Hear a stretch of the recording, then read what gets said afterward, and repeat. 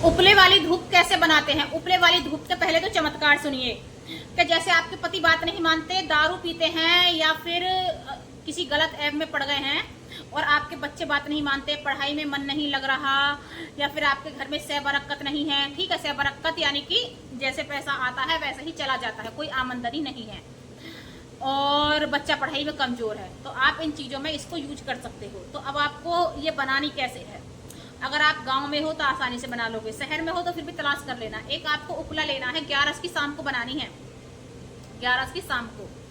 एक आपको उपला लेना है छोटा सा, उसको सिलगा लेना गैस पर। जब वो सिलक जाए उपला, तो आपको क्या करना है कि जब वो सिलक जाए तो उसको एक मिया तो मिट्टी के बर्तन में रख लेना या फिर एक प्लेट में रख लेना। अब उस पर सामग्री खेना, सामग्री यानी कि हवन वाली सामग्री, वो डाल देना, फिर देसी घी डाल देना। अब धुआं हो जाएगा तो धुआं को फिर आप आग नहीं जलानी है। अगर जिसकी आग जल जाए तो ठीक है, बहुत अच्छी बात है, किस्मत वाला होता है जिसकी आग जल जाए।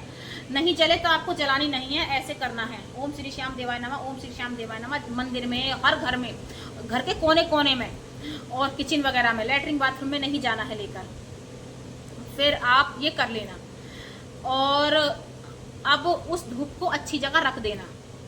अब 11 से अगला दिन होता है 12 को आपको पोलोथीन लेनी है, उसमें थोड़ी सी धूप रखनी है, फिर लाल कपड़े में वो पोलोथीन लपेट देनी है और उस लाल कपड़े में गांठ लगाकर अपने मेन गेट पर बांध देना बाहर। लड़ाई झगड़े कम हो जाएंगे, घर से गलत नकारात्मक ऊर्जा घर में नहीं आएगी। ठीक है, ये बाबा की भभूति बन जाती है, चंदन हो जाती है एक तरह का। और फिर आप अपने गले में डालिए, जहाँ पैसे रखते हो, किचन में बांधिए, मतलब जहाँ दुकान के गले में डालिए, दुकान पर बांधिए, ग्राहक आने लग जाएंगे। ठीक है, एक तो उपाय इसका ये हो गया। अब आपके पति दारू पीते हैं, आपकी बात नहीं मानते, तो छोटी सी डिब्बी में इसको भरकर रख लीजिए, अपने पति के खाने में मिला दीजिए। बहुत सी बहनों के कमेंट आते हैं कि दीदी मेरा बच्चा बिगड़ रहा है, मेरा बच्चा गलत संगत में है। आप भी अपने बच्चे के सब्जी वगैरह में मिला दीजिए चुटकी भर। ओम श्री श्याम देवाय नमः जरूर बोलना है। ठीक है, ओम श्री श्याम देवाय नमः बोलकर वो खाना दे देना है। आप देखोगे चमत्कार होने लगेंगे, बिल्कुल होने लगेंगे।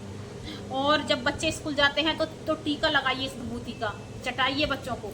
आपके हस्बैंड ऑफिस जाते हैं तो चटाइए, टीका लगाइए। और जैसे कि आप नौकरी देखने जा रहे हो, काम नहीं बनते हैं, नौकरी नहीं मिल रही है, तो ये भभूति लेकर नहीं, माथे पर लगा कर जाइए और जीभ से चाट कर जाइए। ठीक है, और एक काम मत कीजिए कि श्याम बाबा का इत्र जब खाटू धाम आओ, बाबा का इत्र जरूर लेकर जाइए खाटू से, और उस इत्र को मंदिर में रखिए। श्याम बाबा का परफ्यूम वगैरह लगाना बंद कीजिए, श्याम बाबा का इत्र लगाइए। ठीक है, श्याम बाबा की तरह महकोगे आप, आपके सारे काम बनने लग जाएंगे, कोई काम नहीं रुकेगा। और सुनिए, फिर आप उस भभूति को ऐसा करोगे। अब उस भभूति अगली 11 को मान लो आप किसी कारणवश भभूति नहीं कर पाए, धूप नहीं कर पाए, तो वो आपकी भभूति काम करेगी अगली 11 उससे आगे भी। और फिर जैसे आप अगली 11 को दूसरी भभूति बना लो, तो उस जो कि आपकी डिब्बी में भभूति है उसको आप अपने पौधे में डाल दो या फिर बहते हुए पानी में बहा दो या पीपल के नीचे डालाओ, फिर उसमें नई भभूति भर लेना। तो आपको ये उपाय करना है, बहुत ही कारगर है, आपके सारे काम बनेंगे। एक बार विश्वास करके देखिए। और देखिए जी, भभूति की बात नहीं है, सारी चीज है विश्वास की। विश्वास कीजिए, सारे काम बनेंगे, आगे ही आगे काम बनते चले जाएंगे। तो अब बोल दीजिए, एक बार जोर से बोलिए, हारे के सहारे की जय, श्याम बाबा की जय, खाटू नरेश की जय। और मैं तो कहती हूँ श्याम बाबा आपके सारे काम बनाए। तो इस तरह से आप भभूति बना लेना। ठीक है जी, तो जी जय श्री श्याम, जय श्री श्याम, जय श्री श्याम।